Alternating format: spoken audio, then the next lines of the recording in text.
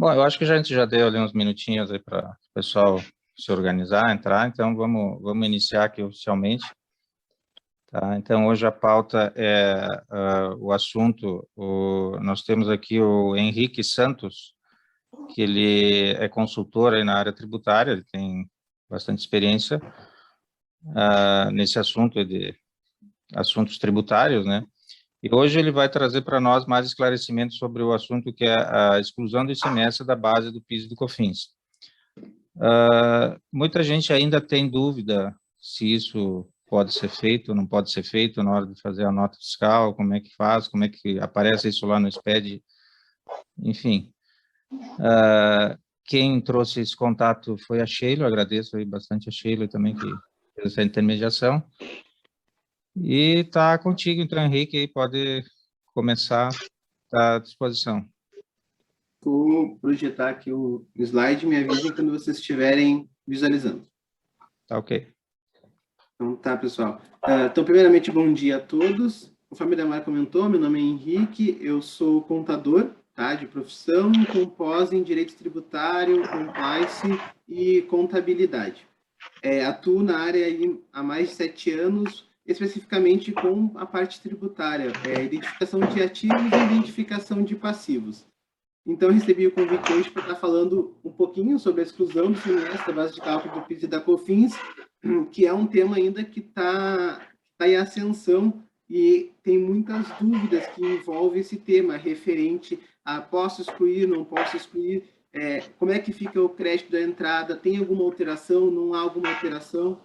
Então, acredito que o Ademar passou para vocês algumas perguntas, eu complementei aqui as perguntas dele, que a ideia é a gente sanar essas dúvidas, e caso vocês tenham mais alguma dúvida envolvendo esse tema, vocês podem à vontade para interromper ao longo da apresentação, ou até no final a gente pode estar debatendo um pouco mais. A ideia aqui que eu trouxe... Henrique, só um minutinho, eu vou pedir para o pessoal deixar o microfone desligado, tá? Não sei, alguém está com algum barulho aí no fundo e atrapalha um pouco, tá? Aqui. Obrigado.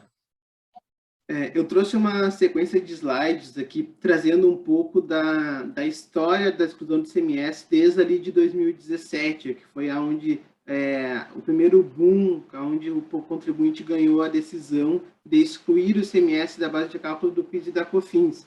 E logo na sequência, logo digo, né, carga tributária, em 2021, houve as mudanças. Então, vou avançar. Então, a ideia é legal excluir o ICMS da base de cálculo do PIS e da COFINS. As empresas podem solicitar restituição. Quantos anos é possível retroagir? Como fica o crédito da entrada? Posso realizar compensação cruzada, que isso aqui está também muita em ascensão. Tem muitas empresas já usando alguns tipos de crédito para poder compensar a parte do INSS, a parte de folha e os terceiros. Será que eu posso usar esse crédito, a exclusão do ICMS? Enfim, a nossa ideia é sanar essas dúvidas, dentre outras que possam vir a surgir. Então, assim, pessoal, com o recurso extraordinário 574.706 do Paraná, que tramitou ali em 15/3/2017, o STF julgou que era inconstitucional a inclusão do ICMS da base de cálculo do PIS e da COFINS. Essa é uma, digamos, a tese do século, porque ficou mais ou menos 2 décadas sendo discutida por inúmeras empresas. Então, vocês vão ver depois, mais além dos slides, alguns dados estatísticos, foi o quanto representou de baixa para a União essa tese. Vamos ver que são valores bem expressivos, porque desde o ano 2005, 2006, algumas empresas já vinham entrando com essa ação de excluir o ICMS da base de cálculo do PIS e da COFINS, mas ninguém sabia para onde iria ir essa tese de fato, se ia ser pró-contribuinte ou ia ser pró-fisco. Então, no ano de 2017, foi julgado e foi considerado pró-contribuinte. Só que o que aconteceu? Até esse momento, em 2017, não se discutia, na verdade, qual era o ICMS que saía da base de cálculo do PIS e da COFINS. E o Supremo Tribunal Federal simplesmente julgou dizendo que o ICMS sai da base de cálculo do PIS e da COFINS. A Receita Federal, muito rápido, muito ágil, digamos assim, se pronunciou quanto ao assunto na solução de consulta 18 de 2018. Desculpa, solução de consulta COSIT 13, que é de 18 de outubro de 2018. O que a Receita Federal disse? Que o ICMS, que deveria sair da base de cálculo do PIS e da COFINS, é o ICMS a recolher, ou seja, o resultado matemático das tuas vendas menos as tuas compras, teu débito menos o teu crédito da entrada. Em 2017, houve julgamento, foi considerado inconstitucional o ICMS da base de cálculo do PIS e da COFINS, só que entre 15 de março de 2017 para frente, não se sabia como fazer isso de forma efetiva. A Receita Federal não havia se manifestado no guia prático, ou como é que a gente lançava isso no SPED. Entretanto, mais do que rápido, saiu essa solução de consulta em 2018, e a partir dali começou-se uma nova discussão.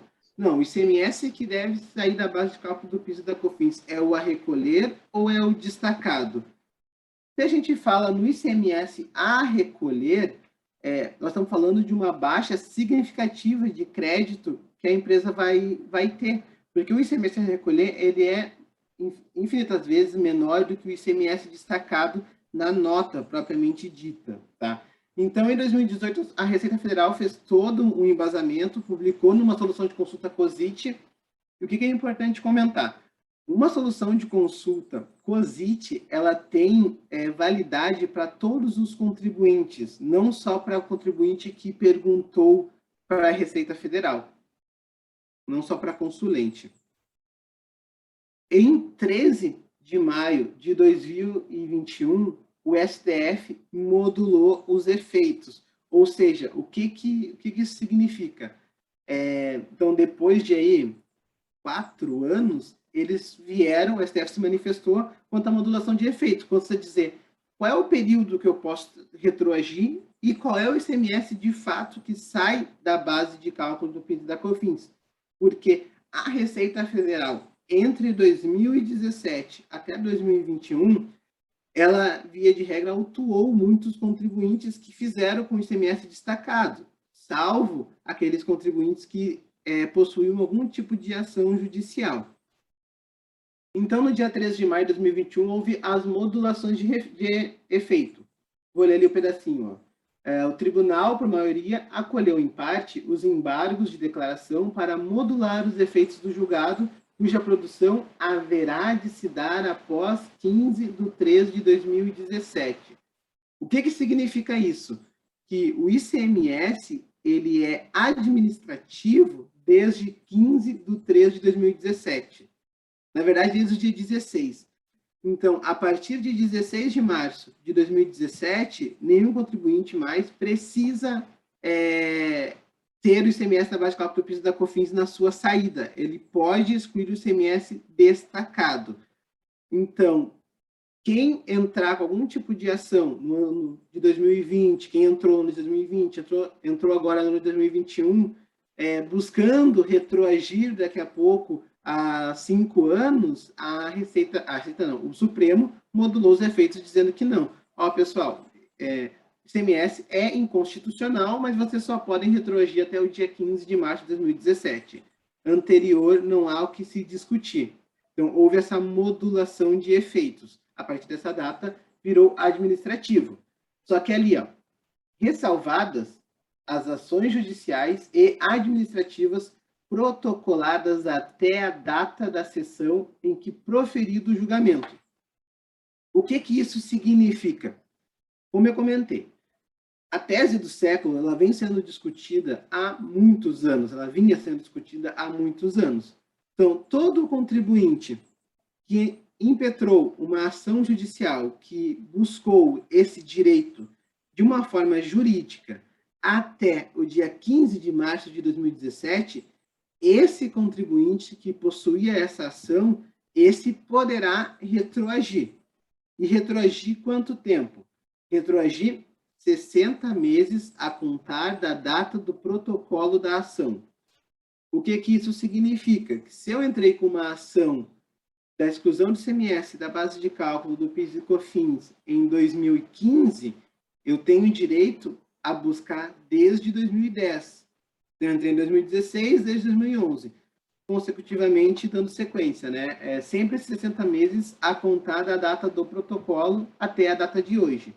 Então, se um contribuinte entrou em 2015 com uma ação e essa ação foi transitada em julgado, ou mesmo que não foi, ainda está para ser julgado, provavelmente todas as ações já foram nesse momento, quem entrou com uma ação em 2015, basicamente poderá buscar desde 2010 até agora, 2021, no momento que já é administrativo. Então, o STF fez essa modulação de efeitos até para minimizar o impacto financeiro da União. Vocês vão ver na sequência qual foi esse impacto. Só que assim, ok, o Supremo Tribunal julgou inconstitucional, tinha um limbo entre 2017 e 2021, veio o STF num novo julgamento, modulou os efeitos. Só que ainda nesse momento, no dia 13 de maio de 2021, esse ponto ainda não era 100% administrativo, porque para ser 100% administrativo, precisa a PGFN se manifestar, a Procuradoria-Geral da Fazenda Nacional, ou seja, que são os advogados da Fazenda, eles precisam emitir um parecer dizendo: esse ponto eu não vou mais fiscalizar.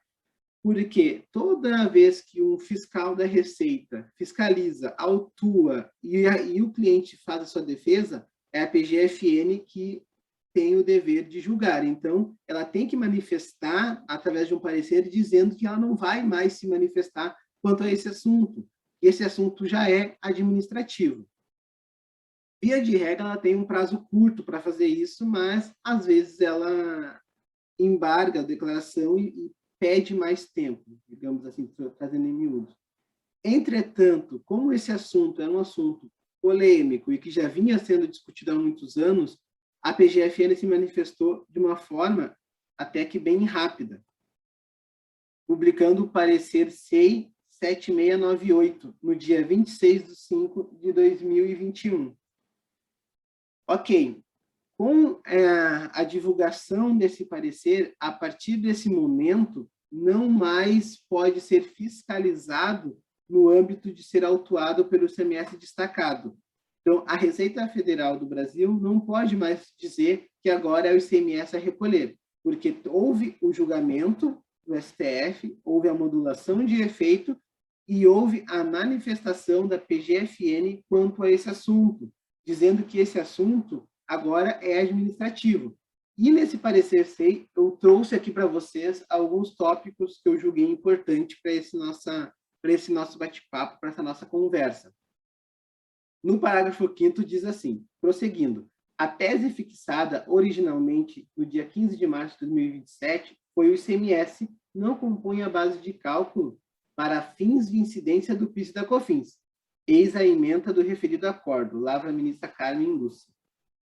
No parágrafo 11, em suma, portanto, 2 foram os principais comandos do julgamento realizado e que, com vistas a evitar um cenário de agravamento de litigância deste, que é o tema de maior repercussão no contencioso tributário, pátrio, recomendam a adoção de providências imediatas por parte da administração tributária, já que não mais serão objetos de insurgência por parte da PGFN, da Procuradoria-Geral da Fazenda Nacional, porquanto objeto de induvidosa e cristalina posição da Suprema Corte.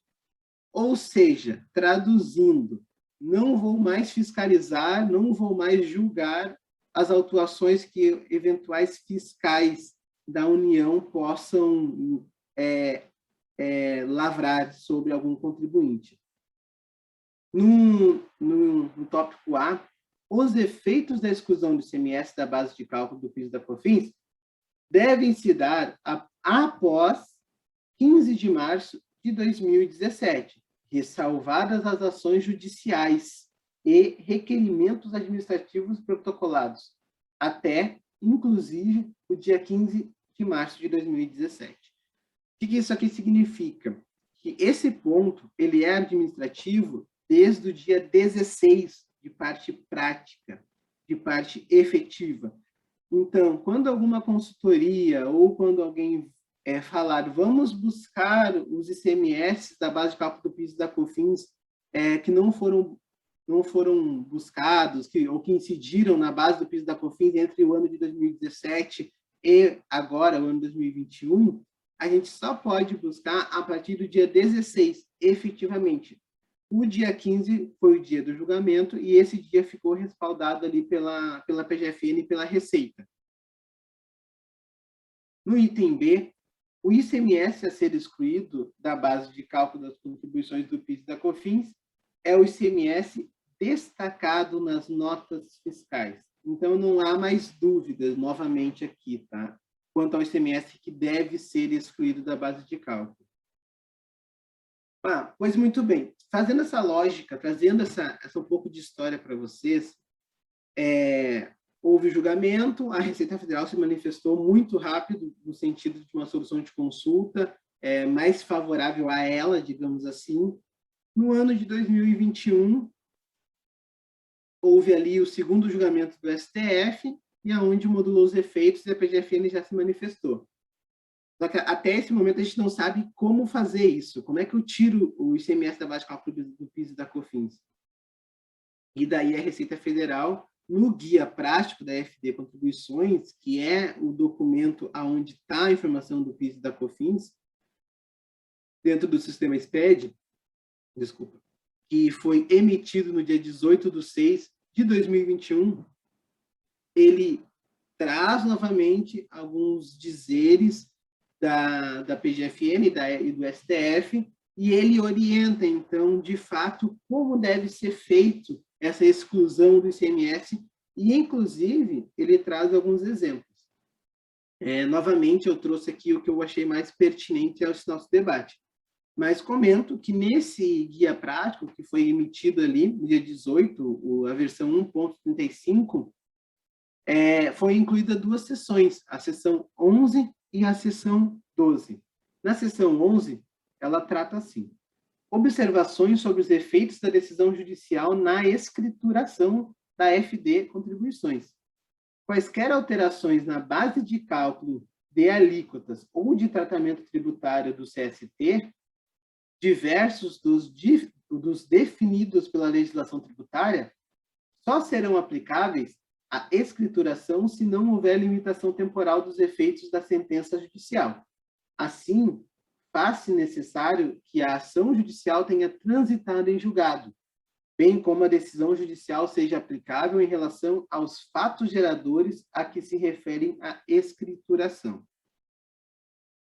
Em suma, eu só posso buscar mais do que 4 anos da exclusão do ICMS quando eu trato de revisão tributária, recuperação de ativos, caso eu tenha um trânsito em julgado, de uma ação protocolada até inclusive, no dia 15 de março de 2017. Depois disso, mesmo que eu tenha uma ação judicial, se ela não transitou em julgado, não há que se falar em retroagir 5 anos, e sim a data da modulação de efeitos. Os efeitos da exclusão do ICMS da base de cálculo do PIS e da COFINS deve se dar após o dia 15 de março de 2017, ressalvada de novo as ações judiciais e requerimentos administrativos protocolados até a mesma data. Na seção 12, e daí aqui eu trago um ponto de atenção, queria comentar com vocês, a operacionalização dos ajustes da exclusão do ICMS da base de cálculo do PIS e da COFINS. Tá? O que mais importa nessa seção é o quadrinho que está destacado. Atenção, em nenhuma hipótese deverão ser efetuados ajustes para fins de exclusão do ICMS da base de cálculo do PIS e da COFINS referente a mais de um período de apuração em FD contribuições distintas de cada um desses períodos. Por exemplo, caso a pessoa jurídica vá proceder aos ajustes da base de cálculo das contribuições referente aos períodos de março de 2017 a maio de 2021 e já tenha transmitido o FD contribuições, o que, parênteses aqui, né, o que seria comum, né, pessoal? Se você não transmitir FD, você tem multa. Então, em tese, todo mundo já transmitiu nesse período.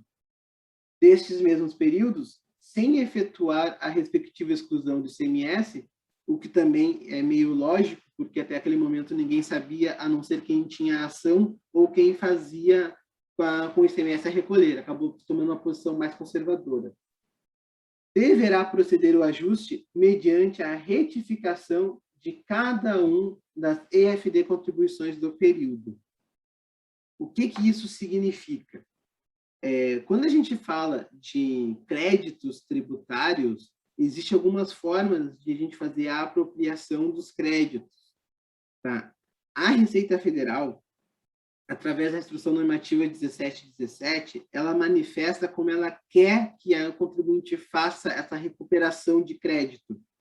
E na IN ela fala que eu tenho que retificar todos os arquivos que dão origem ao meu crédito e depois de retificado esses arquivos, eu posso ou fazer uma perda de comp e um pedido a maior, ou eu posso fazer de forma escritural, trazendo mês a mês esse crédito. Existe decisão do CARF e algumas consultorias indicam lançar créditos do passado em uma vez só no dia de hoje, chamado de crédito extemporâneo. E nesse tipo de crédito aqui, quando a gente fala de exclusão do ICMS da base de cálculo do PIS e da COFINS, de março de 2017 até maio de 21, ou enfim, até a data de hoje, a Receita Federal deixou bem claro que ela não admite essa forma. Você não pode lançar esse crédito em uma tacada só. Você precisa retificar todos os seus expédios e apropriar o crédito de forma efetiva. Depois de apropriar esse crédito, aí você decide como vai fazer. Se vai fazer perder comp ou se vai fazer através de forma escritural. Existem algumas diferenças técnicas ali, mas são mais técnicas. Mas ela deixou bem claro que ela não quer. Salvo, comento aqui, ação judicial. Quem tem ação judicial que transitou em julgado, esse contribuinte, esse não precisa retificar os arquivos. Esse vai fazer uma perícia com uma empresa especializada, essa empresa vai levantar o crédito e esse crédito vai ser habilitado junto à Receita Federal do Brasil, tá? Sem precisar retificar os arquivos. Aí você faz a habilitação, tem alguns protocolos que devem ser feitos, alguns ritos. Após a habilitação, você vai ter um número de perder comp e daqui para frente você vai usar esse número para compensar os seus débitos vincendos, seja de PIS, COFINS ou até os demais tributos, tá? Administrado pela União. Então, no guia prático, ela também diz como é que deve ser feito o ajuste. Logo na seção 12, na sequência, tem alguns quadros exemplificativos, onde diz que o ajuste deve ser feito bloco a bloco, seja C100, C170, C480, C490, enfim, os inúmeros registros e inúmeros blocos que tu pode lançar a tua venda, a Receita Federal explica bloco a bloco como deve ser feito, como ela espera enxergar isso dentro do teu arquivo. Tá? Isso aqui nós estamos falando de forma administrativa. Tá? Importante comentar, quando a gente tem trânsito em julgado, como esse tema é um tema que tem um impacto tributário muito grande. No dia 10 de fevereiro de 2021, foi instituída uma portaria, onde foi divulgado no Diário, né, oficial da União, onde a Receita Federal se manifesta que ela está criando um grupo de auditores para fiscalizar todos os trânsitos em julgado. Todo mundo que teve ação judicial transitar em julgado e está usando esses créditos eles estão criando uma equipe, criaram já uma equipe específica para fiscalizar esse tipo de apropriação de crédito. Porque, assim, quando transita em julgado a tese, você tem o direito, você ganha o direito de buscar esse crédito. Daí, dependendo da data do protocolo da ação, pode ser mais do que 5 anos, ou pode ser até esse período agora de 2017 para cá. Só que quando você faz essa habilitação de crédito, você não diz para o fiscal, você diz, fiscal, eu tenho um trânsito em julgado, eu ganhei uma ação, eu estou levantando esse valor, é isso aqui que eu estou dizendo que está certo, e ok. E o fiscal vai deferir o teu pedido e ele vai fazer a habilitação do crédito, só que ele não fiscaliza esse crédito nesse momento. Ele não diz se o crédito está certo ou está errado, ele só reconhece o teu direito conforme a tua ação judicial. Depois, quando você começar a usar esse crédito efetivamente nas suas PERDECOMP, a partir do uso do crédito, o fiscal tem 5 anos para fiscalizar e para pedir documentação. Então, o que é importante salientar aqui? Todo crédito que vocês forem habilitar, seja do passado com trânsito em julgado, seja de forma administrativa, é importante o contribuinte e a contabilidade possuir a memória de cálculo. E caso vocês não consigam mensurar algum período, é recomendado até que não use o crédito, porque quando o fiscal perguntar qual é a base, qual é o registro, vocês não vão conseguir comprovar. Eu digo isso porque tem empresas que entraram com essa ação em 2005. Em 2005 não existia nem SPED fiscal. Em 2012 foi instituído o SPED de contribuições. Então, quem ganhou essa ação, que entrou em 2010, por exemplo, vai ter que ter todas as notas, vai ter que ter todo o embasamento de forma física. Quase inviável, quase impossível. Então, tem algumas empresas que eu estou atendendo, né, que nós estamos aconselhando a usar o crédito somente no período que tu consegue provar para o fiscal. Se bater uma fiscalização amanhã, você consegue dizer para ele, tá aqui o lastro, vem de tal e tal nota, tal e tal chave, tal e tal produto. Aí tem aqui o artigo 3º dessa mesma portaria que fala que o fiscal vai analisar o crédito, vai examinar as declarações de compensação, no inciso 2 ali do artigo 3º. Ou seja, o fiscal não analisa o crédito na habilitação do crédito lá quando tu fez a juntada de documento. Os fiscais só analisam o crédito quando tu faz a perda de compensação. Trazendo aqueles dados mais estatísticos que eu comentei com vocês no início, eu encontrei um estudo do IBPT, né, Instituto Brasileiro de Processos Tributários, se não me engano, fugiu o nome agora, desculpa. Então, eu peguei a fonte do IBPT, onde eles fizeram um estudo que dizem que essa tese, que hoje é administrativo, teve um impacto nos cofres públicos de 358 bilhões. Com a modulação de efeito, o governo federal ganhou 230 bilhões. Caso não fosse deferida a modulação de efeitos, o impacto econômico da exclusão do ICMS da base de cálculo do PIS da COFINS poderia ser de 587 bilhões. Assim como a modulação dos efeitos da decisão do STF, o impacto econômico deve ser aproximadamente 358. Esse é o valor que provavelmente as empresas poderão recuperar. Ou seja, tanto as empresas que possuem teses tributárias, quanto as empresas que estão fazendo isso de forma administrativa, julga-se que o impacto é de 358 bilhões. Então, esse é um ponto que é administrativo já e que a Receita Federal já está a par. Só vou pedir um minutinho para vocês.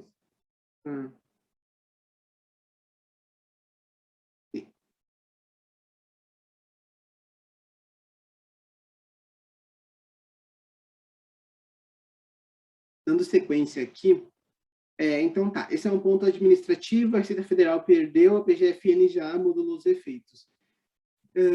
Entretanto, surgiu um burburinho no mercado tributário quanto a um parecer COSIT número 10.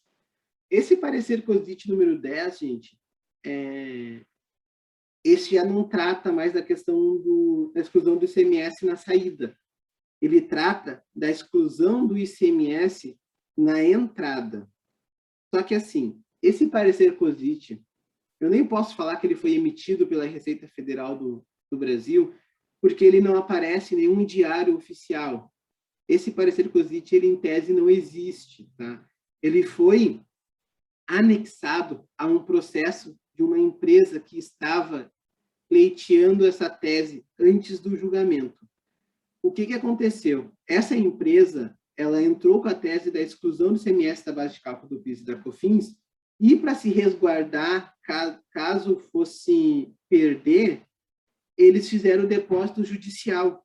E com o depósito judicial, garantindo que não tivesse multa e juros. E após a decisão do STF, essa empresa, Receita, eu fiz o depósito durante X anos, agora eu quero esse dinheiro de volta. E a Receita Federal do Brasil se manifestou, não, você não tem todo esse dinheiro. Você tem que excluir o ICMS da base de ICMS da entrada também. Então, eu vou te pagar só a diferença. Só que, desculpe o termo, mas esse parecer COSIT aqui foi uma forma de coagir que a Receita Federal fez. Eles deixaram vazar essa informação. Tem professores que até brincam, né? Não deveria chamar parecer COSIT, deveria chamar fofoca COSIT. Isso aqui não existe, isso aqui foi anexado num processo à parte. Se vocês pesquisarem na internet, se entrarem no site da Receita, desculpa, vocês vão verificar que o parecer COSIT número 10 nem é esse aqui, é um totalmente diferente. Entretanto, mesmo a Receita Federal tendo soltado de forma ilegal, digamos assim, esse parecer, a PGFN de novo se manifestou e trouxe o assunto no parecer SEI que foi divulgado, e que inclusive fez menção a esse parecer COSIT, dizendo que não faz o menor sentido. A tese é a exclusão do ICMS da base de cálculo do PIS e da COFINS da saída. Em nenhum momento se falou de entrada, em nenhum momento se arrastou para a entrada isso. Não houve alteração na lei que trata do crédito. A 10833, a 10637, não houve nenhum tipo de alteração. Então, não tem que se falar em exclusão do ICMS na entrada do PIS e da COFINS. Inclusive, ela deixa isso bem claro no parecer SEI 14483. Vou adiantar aqui, ó. Aqui no número 67. Com isso, ratifica-se o item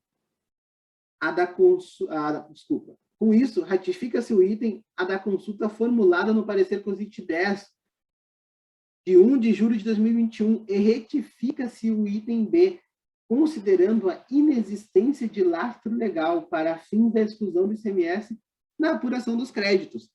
Em nenhum momento se falou em exclusão do ICMS dos créditos da entrada. Então, a Receita Federal não pode expandir o tema a sua benesse, digamos assim. Bom, pessoal, acredito que eu trouxe aqui a questão histórica, falando do débito, do crédito, e agora eu gostaria de voltar nas perguntas e ver se ficou alguma coisa que não foi dita, e depois a gente abrir para dúvidas, caso tenha, enfim. É legal excluir o ICMS da base de cálculo do PIS e da COFINS? Sim. É administrativo desde 15 de março de 2017.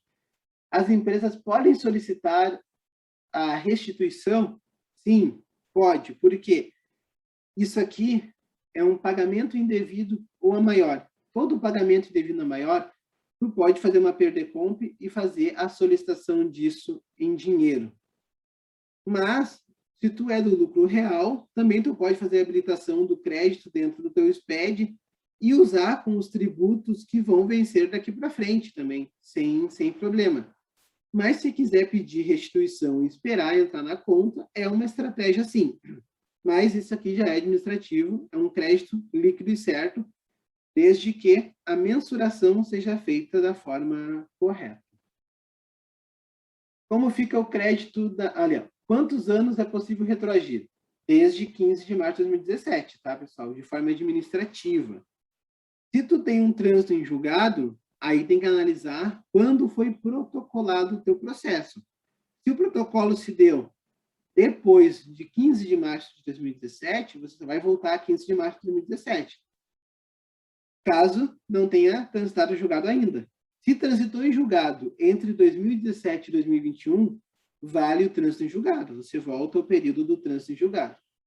Caso você tenha um processo anterior, volta-se conforme a legislação tributária, 60 meses a partir do protocolo, até a data de hoje. Como fica o crédito da entrada? O crédito da entrada é integral. Nada mudou nesse sentido. A Receita Federal tentou expandir os dizeres do STF, mas não teve êxito. A PGFN se manifestou dizendo que nada mudou referente aos créditos. Posso realizar compensação cruzada? Sim, respeitando as particularidades. A compensação cruzada eu posso usar esse crédito para pagar INSS, com a minha folha de pagamento, os terceiros? Posso. Só tem que cuidar das particularidades desse ponto, que não é todo o crédito. Esse crédito tem um lapso temporal que deve ser cuidado. Mas, via de regra, você pode sim, cuidando das particularidades da legislação. Ademar, acho que era isso que eu tinha para comentar com vocês, para falar. Não sei se você tem alguma dúvida, quem está aqui ainda tem alguma dúvida. Não, tá excelente, eu acho que foi bem esclarecedor. Eu que não sou especialista no assunto entendi, então o pessoal é da área. Por favor, ali, quem é da área contábil, enfim, que trabalha com isso no dia a dia, se tiver alguma dúvida, a Ivana, que está aí também, a nossa vice aí na coordenação, tem alguma dúvida, pode aproveitar.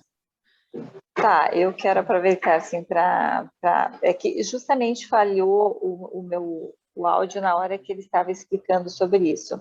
Eu tenho um processo que foi entrado após 2017, março de 2017, tem trânsito em julgado, e pelo que eu entendi, neste caso, a compensação deve ser feita com a retificação dos PERD-COMPs. É isso mesmo?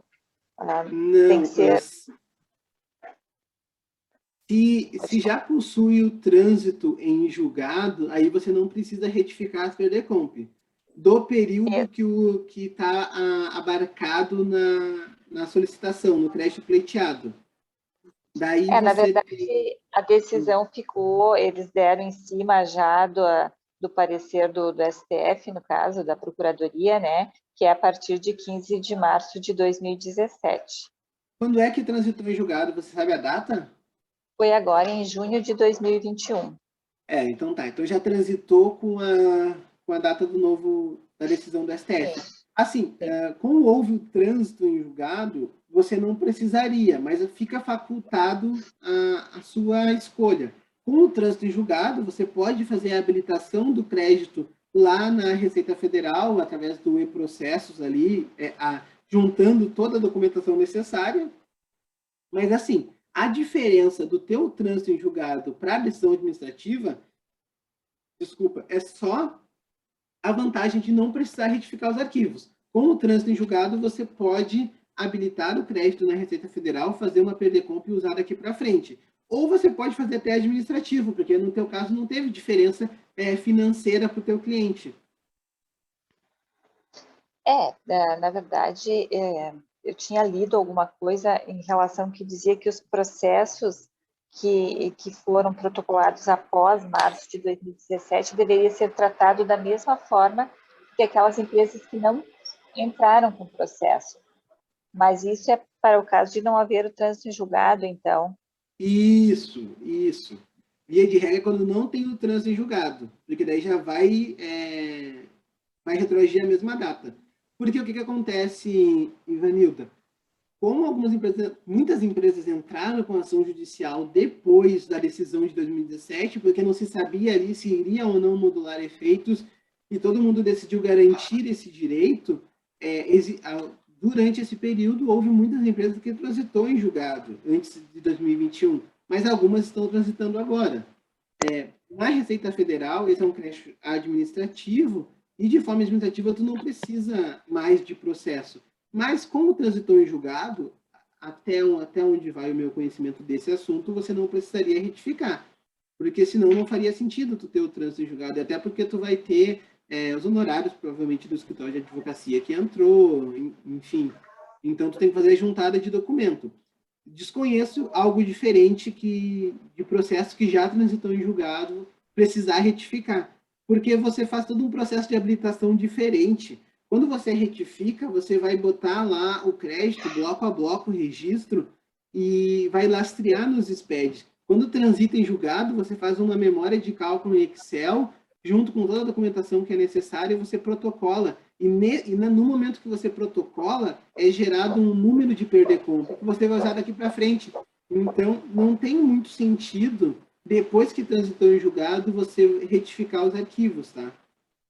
Ah, entendi. É porque, inclusive, essa empresa é do lucro real, e aí eu vi num curso que diz que as empresas do lucro real, se elas forem fazer retificando, enfim, os SPEDs, elas precisariam retificar, inclusive, o SPED contábil e as declarações, enfim, a EFC, por causa do resultado, né? Que vai mudar o resultado. Perfeito. A ECD, SPED contábil digital, você nem pode retificar, tá? São raras as exceções que você pode mexer. A Receita Federal não permite. Dentro da ECD, existe um bloco, eu não lembro de cabeça agora, eu acho que é o registro I-255, I-200 alguma coisa, tá? Que ele foi criado justamente para você fazer lançamento extemporâneo, lançamento de períodos passados. A ECD, é raro as situações que você pode retificar. Inclusive, quando você retifica hoje em dia, você precisa de 2 contadores assinando esse documento, que é digital. O que você faz para reconhecimento desse crédito, ele vai lançado em ajuste de exercício anterior. Ele é lançado hoje de ajuste de exercício anterior. Quando você fala da ECF, que é a escrituração contábil fiscal, aonde vai o imposto de renda e a CSLL, você só vai precisar retificar esse arquivo caso você altere o resultado daquele período. Então, assim, quando você retifica, vamos lá, se você tem um cliente que não transitou em julgado, existem formas de você habilitar esse crédito conforme manda a Receita Federal, que em tese não vai sofrer impactos naquele período. Uma forma delas é fazer de forma estrutural, sem fazer perder comp. Quando você faz perder comp, de fato, sim. O correto é você retificar a ECF, tá? E jogar lá naquela época. O resultado disso é um imposto de renda a pagar a maior, uma CCL a maior, e, por consequência, você vai ter multa e juros por não ter recolhido na data correta, da forma correta. Existem formas de você contornar isso, tá? De formas legais. Mas a regra geral é assim. Foi isso essas informações que eu tinha. Ok. De minha parte é isso. Obrigada. Mais alguém que tem alguma dúvida? Vamos aproveitar que bom dia. Hoje é de graça. Bom dia. Bom dia. Eu tenho a seguinte dúvida referente, tem uma empresa que ela está com processo em andamento. Ela pode começar a fazer exclusão a partir deste momento, do período que ela está, mesmo com o processo em andamento? Ela pode fazer a exclusão desde 16 de março de 2017. Se ela quiser fazer administrativa, é uma opção dela. O processo que está em andamento, ele não vai ser mais benéfico do que o administrativo em questões financeiras.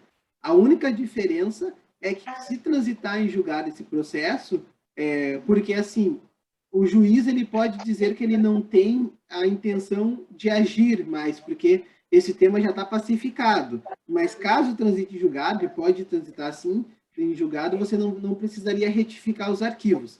Daqui para frente, você já pode fazer administrativo, e se quiser retroagir a 2017, você também pode, mesmo com o processo, tá?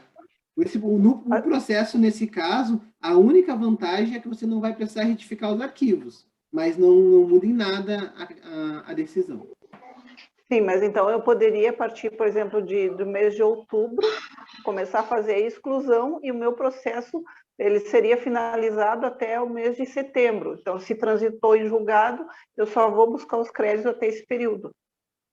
Isso, você pode usar a partir de outubro, se transitar em julgado, quando você for fazer a perícia daí, para levantar o valor do passado, você vai levantar o valor do trânsito julgado até hoje e vai descontar os créditos que você já usou por obra. Obrigada. De nada. Henrique, deixa eu aproveitar e fazer mais uma perguntinha. Né? Sim. Com relação às notas fiscais agora, as empresas já devem excluir, lá na informação no XML, já devem excluir o ICMS, certo? A informação na nota fiscal, né? Só para confirmar. Sim, já devem excluir no próprio XML já. Ok. Não há necessidade mais de estar fazendo via ajuste, digamos assim, no SPED daqui para frente. Porque num período, antigamente tinha que fazer esse ajuste. Como não sabia como é que seria feito, se era o ICMS a recolher, se era o ICMS destacado, então muitas empresas optavam por manter o ICMS na base de cálculo do PIS e da COFINS e faziam alguns ajustes para poder excluir, seja através de ação judicial, lá no registro 1010, ou através do próprio bloco. Mas hoje em dia não precisa mais. Hoje em dia, no próprio XML da venda, você já faz a exclusão. Então, tá bom aí para o pessoal da TI, o pessoal que trabalha com sistemas ERP. Vamos organizar ali, passar para a informação para os clientes que já pode tirar o ICMS da base do PIS e COFINS, e o ICMS que tem que ser retirado é o valor do ICMS que está destacado na nota. Não tem mistério, bem tranquilo. Isso. O produto ele tem que ter PIS e COFINS e ICMS para poder sair. Isso. Produto com substituição tributária não vai mudar nada. A base do PIS e COFINS fica igual. Né? Isso. É porque no início também cogitou-se excluir o ICMS de produtos que não tinham PIS e COFINS, mas, por lógico, não é assim que funciona. O produto tem que ser tributado de PIS e COFINS e de ICMS normal para você poder fazer a exclusão. Tá. Se for uma dúvida, se for um produto da cesta básica, por exemplo, o pãozinho francês 50 gramas, ele tem uma alíquota especial lá, uma isenção, então esse não muda nada para ele. O pão francês da cesta básica, ele é alíquota zero de PIS e COFINS para o lucro real e presumido. Então, tu não tem base para tirar de PIS e COFINS, uma vez que não incide PIS e COFINS. Então, esse não muda. Agora, existe produto de cesta básica no ICMS que não são produtos beneficiados pelo PIS e COFINS. E daí você pode tirar, porque alguns produtos do ICMS você tem redução de base, você tem outros benefícios que você está excluindo da base de cálculo do PIS e da COFINS. Então tá. Galera, mais alguma pergunta aí? Senão a gente... Então tá, pessoal.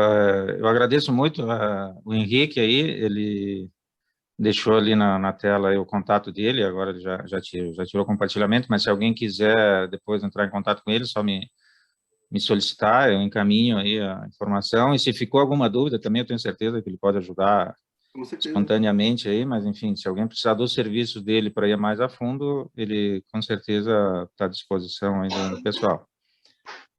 Então, de novo, eu agradeço bastante a Sheila, que intermediou o contato. Agradeço imensamente ali a disponibilidade do Henrique de fazer esse tipo de trabalho voluntário, espontâneo, sem remuneração, e é esse o objetivo do nosso grupo, trocar informações e, enfim, trazer esses dados assim de forma clara, né? Porque se cada um individualmente for atrás de buscar todas essas informações que ele passou hoje aqui em pouco mais de meia hora, talvez demoraria semanas, né? E aqui a gente rapidinho conseguiu resolver bastante dúvidas e esclarecer sem muito estresse, tá? Está liberado, Henrique, te agradeço bastante. Eu agradeço o convite e fico à disposição ali, qualquer coisa, meu telefone também está com a Ademar. E ótimo resto de semana para vocês, pessoal. Tchau, tchau.